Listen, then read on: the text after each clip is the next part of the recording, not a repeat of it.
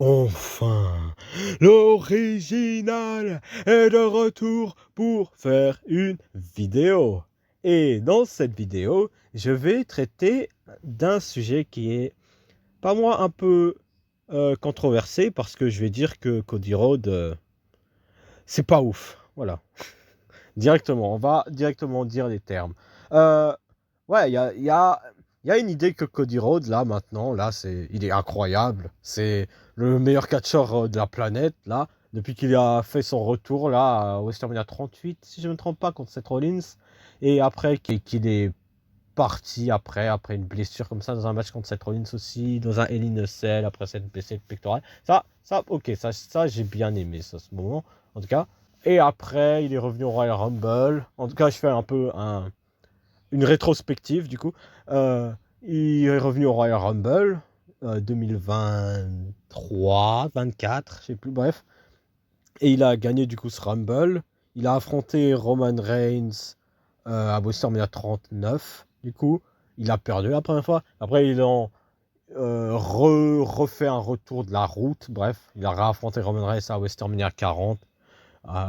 Parce que le Rock voulait affronter Roman Reigns à WrestleMania 40, puis après il y a une controversie du coup dont je vais traiter un peu plus tard dans la vidéo avec Cody Rhodes du coup qui remplace le Rock, et on a Cody Rhodes Roman Reigns pour la deuxième fois à WrestleMania 40. Cody Rhodes qui met fin au règne long de Roman Reigns de 1316 jours si je ne me trompe pas, et voilà, Cody Rhodes qui met fin à son règne.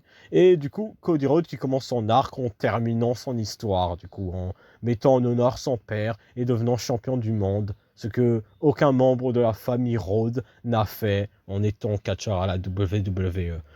Et du coup, Cody Rhodes va du coup établir son règne de champion du monde que j'ai trouvé par la fois, je vais y revenir, du coup, en affrontant au début AJ Styles à WrestleMania Backlash. Dans un match que j'ai trouvé assez décent, qui va continuer du coup, avec un second affrontement, si je ne me trompe pas, à... Bon, je fais un peu sur le feeling, vu que j'ai pas non plus trop la mémoire du règne de Cody Rhodes, donc du coup, il va le raffronter, si je ne me trompe pas, à Night of Champion, dans un match I Quit. Du coup, vu que AJ Styles va faire semblant d'avoir pris sa retraite, et du coup, comme Mark Henry John Cena, sauf que là, c'est beaucoup moins exceptionnel. Et du coup, ça va mener à un I Quit match entre Cody Rhodes et AJ Styles. Et du coup, Cody Rhodes va conserver contre AJ Styles, ce qui va mettre fin à un arc de cette rivalité, de cette storyline. Enfin, on peut appeler une storyline. Donc du coup, ah ouais, du coup, j'ai oublié aussi, il a un match one-off contre Logan Paul à King of the Ring, comme ça, en Arabie Saoudite. Bref, un match random. Et après, il va avoir un match contre Solo Sikoa à SummerSlam. C'est là où Roman Reigns va faire son retour. Bref. Après, Cody Rhodes va affronter Kevin Owens à Bash in Berlin dans un face-contre-face trop bizarre que j'ai vraiment pas aimé.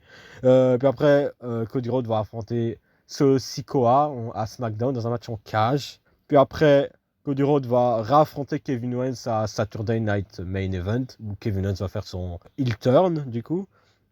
Après, Cody Rhodes va réaffronter Kevin Owens pour genre unification des ceintures. Bref, dans un match à l'échelle, en tout cas, à Royal Rumble, où Cody Rhodes va à la fin avoir le titre World Heavyweight de genre 1989. Non, pas de 1989, pardon. De 1996, tout ça, bref, des 1990 du coup. Et le championnat du monde actuel, du coup, il va tenir les deux titres comme ça. Juste pour la photo, en fait. C'est juste pour la photo, mais bref. Et après, Cody Rhodes va du coup perdre son titre face à John Cena à WrestleMania 41.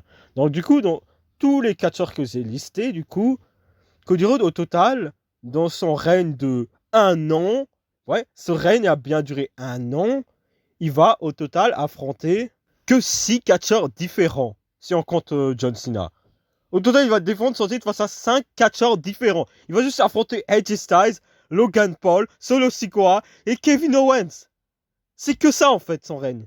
Et dans aucun de tous ces matchs que je viens de lister, il y a eu une storyline qui a mark out, qui a particulièrement marqué le monde.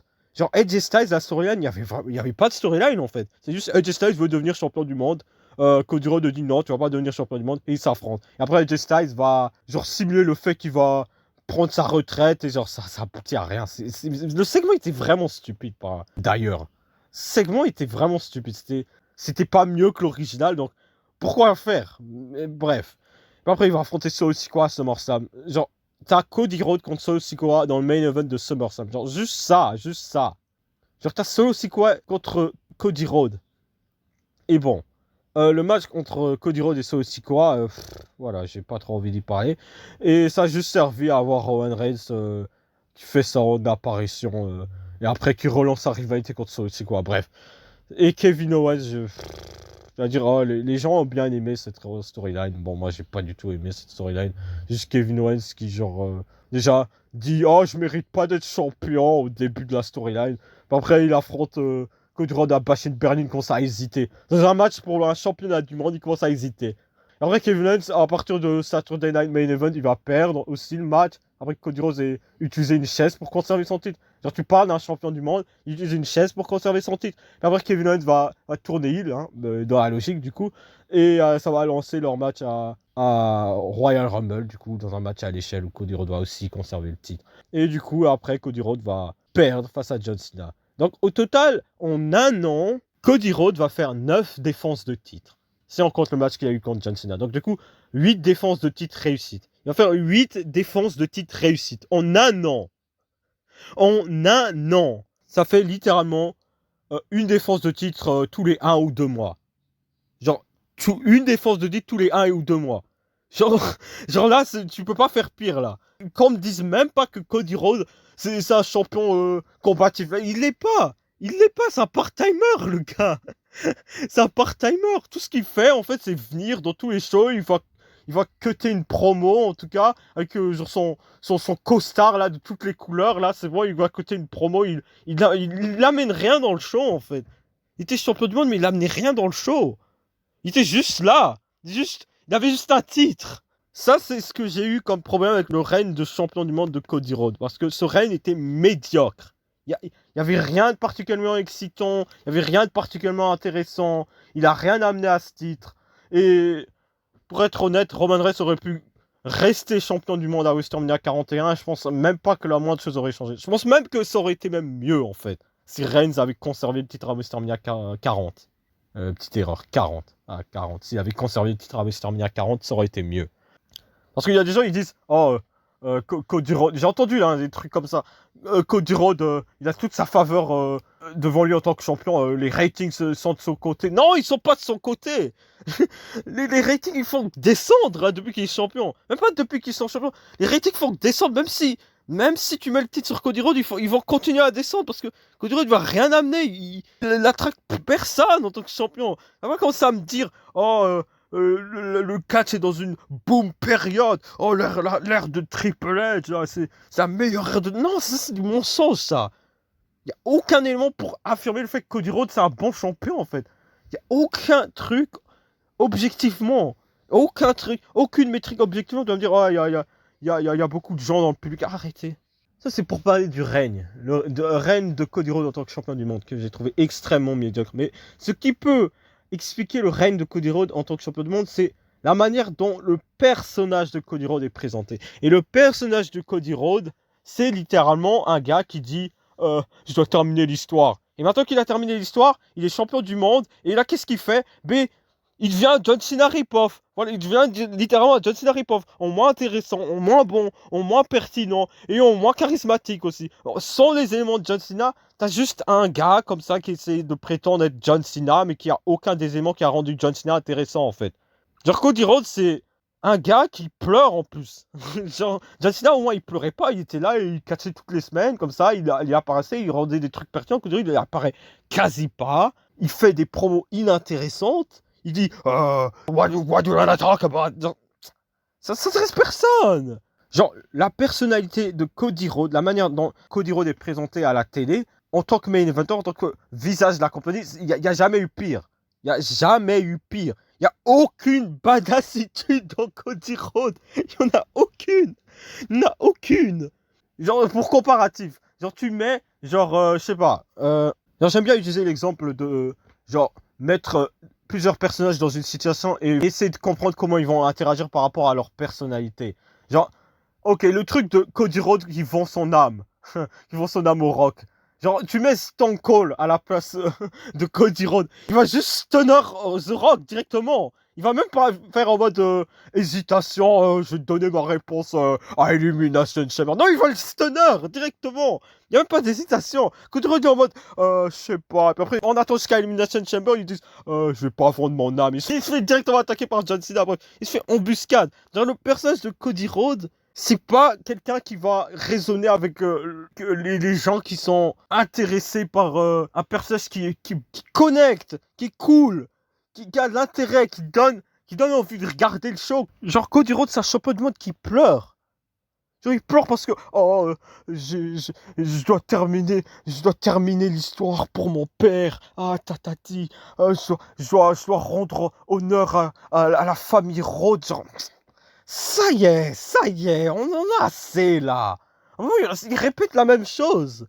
Il fait que faire ça genre pour donner de l'empathie à son personnage, mais son personnage, on va tourner sur lui au moment où genre on réalisera que le gars il est médiocre, qu'il est overpushé, et que genre c'est bon, il est chiant en fait. Il fait que pleurer, il rapporte rien de nouveau, il apporte rien d'intéressant. Tout ce qu'il fait c'est genre dire oh mon histoire, ma legacy, c'est bon là. C'est bon là, il n'y a aucune batacité. Il n'y a aucune batacité, il n'y a aucun moment où tu dis que Cody Rhodes c'est quelqu'un qui va genre venir dans le ring, qui va attaquer quelqu'un directement parce que genre il a attaqué sa meuf ou un truc comme ça, je sais pas.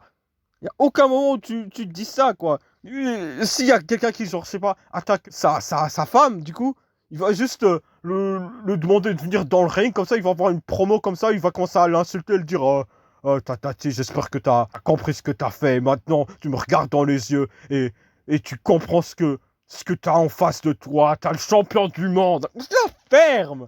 Tape-le. Tabasse-le. Je sais pas. Arrête d'agir comme quelqu'un de soft. C'est vrai que l'attitude des rats était bien. Avec des gens comme Stone Cold. Genre, il n'y a aucun moment où Stone Cold est en mode en train d'hésiter avant d'attaquer quelqu'un. Genre, un moment, ça y est là. Faut directement de l'action, faut directement de l'intensité, faut directement des trucs intéressants. Bref.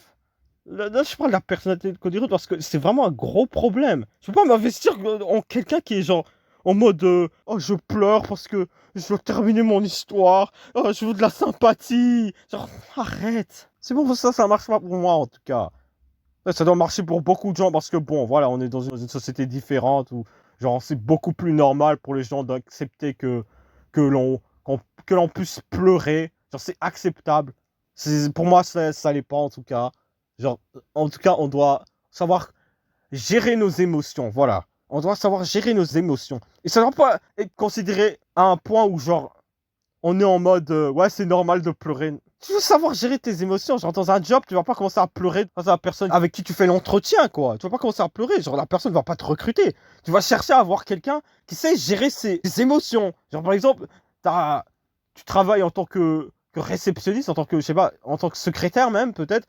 Mais quelqu'un qui cherche une secrétaire va vouloir avoir quelqu'un qui est émotionnellement stable, qui est présentable pour n'importe quelle personne qui se présente à cette secrétaire en question. Elle va pas chercher à avoir une secrétaire qui est émotionnellement instable et qui va commencer à pleurer face à un client qui vient vers elle. Je sais pas. Voilà, ça que je dis, quoi. Bref, je parle d'autre chose. Je digresse. Donc du coup aussi, la manière dont Cody Rhodes est pushé. Il y a des gens qui expliquent le fait que Cody Rhodes est pushé que oh il mérite, oh il bouge son cul, il travaille jour et nuit. Qu'est-ce qui différencie Cody Rhodes de Akira Tozawa? Tu penses Akira Tozawa il bouge pas son cul, il travaille pas tous les jours. Non, Akira Tozawa il a toutes les semaines, il casse tous les jours, il s'est jamais cassé de la compagnie, il s'est jamais cassé de la WWE, et Cody Rhodes il se casse, il va dans une compagnie qui est directement en opposition à la WWE, après il se recasse, il revient à la WWE, on est censé prétendre le fait que Cody Rhodes est un main eventer, et qu'il mérite plus que, je sais pas, Akira Tozawa par exemple, voilà. Akira Tozawa, il mérite plus que Cody Rhodes. Et je vois pas ce qui pourrait différencier le fait que Akira Tozawa mérite moins que Cody Rhodes. Cody Rhodes, c'est juste un autre catcheur. C'est juste un autre catcheur. On est censé prétendre le fait que Cody Rhodes mérite plus que certains catcheurs, mais il n'y a aucune raison de penser ça. Cody Rhodes, il est juste là. Il est juste positionné comme quelqu'un qui mérite plus. Mais tout ce que tu as su faire avec Cody Rhodes de WrestleMania 38 jusqu'à maintenant, tu aurais pu le faire avec Dolph Ziggler. Il n'y a rien qui aurait changé. Cody Rhodes, il apporte rien de plus que Dolph Ziggler. Dolph Ziggler, je pourrais même dire, il apporte plus que Cody Rhodes. Au moins, lui, il agit pas comme quelqu'un qui va pleurer comme ça directement en pleine promo. Genre, au moins Dolph Ziggler, c'est pas quelqu'un qui va agir que... Bon, après, ouais, bon, il agit en mode, oh, ça aurait dû être moi. Bon, bref. Ça c'est autre chose. Mais au moins, il pleure pas en faisant une promo, quoi. Non, ça dépend laquelle. Mais voilà. Donc du coup, Cody Rhodes, c'est quelqu'un qui est positionné comme quelqu'un qui mérite plus, mais qui a aucune raison de mériter plus. Parce que Cody Rhodes, pour moi, il est médiocre. C'est un mid-carder. Il est surpushé, il est surexpositionné. Il est montré comme le visage de la compagnie, mais il n'y a aucun élément qui montre qu'il mérite d'être le visage de la compagnie. Qu'est-ce qui fait que Cody Rhodes est mieux que Braun Breaker? Pourquoi il est mieux que Braun Breaker? Explique-moi. Il va dire Cody Rhodes, ouais, il est plus over avec le public. Il est plus over avec le public parce qu'il est positionné d'une meilleure manière que Braun Breaker. C'est tout simplement ça. Si Braun Breaker avait été mis dans la position de Cody Rhodes, je pense qu'on aurait eu un résultat mieux. Ça aurait été beaucoup mieux si Braun Breaker avait inventé Roman Reigns, avait mis fin au règne de Roman Reigns. Braun Breaker, il est... En plus, il est plus jeune, Braun Breaker. Il a genre 28 ans. Cody Rhodes, il est dans la quarantaine, là. Il va avoir 40 ans, je pense. Ou s'il a même déjà 40 ans, même. Bref. Genre, tu mets Cody Rhodes en avant alors que tu sais qu'il a 40 ans, qu'il va peut-être retire dans 5 ans, même 3 ans peut-être, en tout cas qu'il va pas rester longtemps, quoi. Alors que tu as des stars comme ça, là, qui sont là, genre Braun Breaker, moi je vais pas dire Trick William parce que Trick William, je pense qu'il est... Bon, voilà, c'est une perte de temps, je trouve. Bon, c'est un autre débat, au Bafemi aussi, je trouve, bref. En tout cas, t'as Braun Breaker dans ton roster, tu le mets dans le main roster, et genre, tu le mets la quête Seth Rollins, quoi. Alors que tu pushes Cody Rhodes. Quand tu pushes Cody Rhodes, tu sais que Cody Rhodes est médiocre, que ça doit être un mid-carder, mais tu le mets en tant que main eventer et tu prétends que Cody Rhodes, c'est une star comparable à The Rock, c'est une star comparable à John Cena, c'est une star comparable à Roman Reigns. Ça l'est pas. Ça l'est pas. Ça n'est pas une star comparable à Roman Reigns, à John Cena, à Brock Lesnar même. Cody Rhodes a battu clean Brock Lesnar. Je ne veux même pas entendre parler de ça.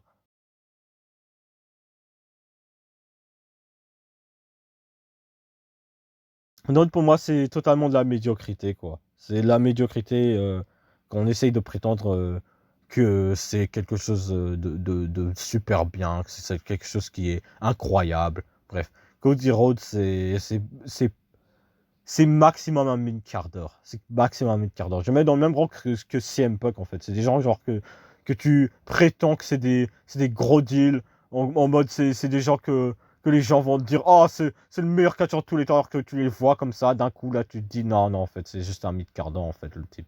Juste un mid-quart d'heure. Alors Cody Rhodes, il n'y a aucune raison pour laquelle, avant de se casser à la WWE, enfin, avant de se casser de la WWE pour aller à, je sais pas, dans les Indies, après, ou l'Elite, là, quand il était encore Stardust, là, et qu'après il est revenu à la WWE, il y a quoi qui a changé, en fait? Il y a quoi qui a changé, en fait? Tu vas me dire, oh, il s'est réinventé, il est devenu The American Nightmare. C'est pas une gimmick, The American Nightmare. Faut un peu réfléchir, en fait. Il a juste un tatouage, comme ça, sur la nuque, là, dégueulasse, là. Il s'est blondi les cheveux, là. Bref. Il s'est blondi les cheveux après.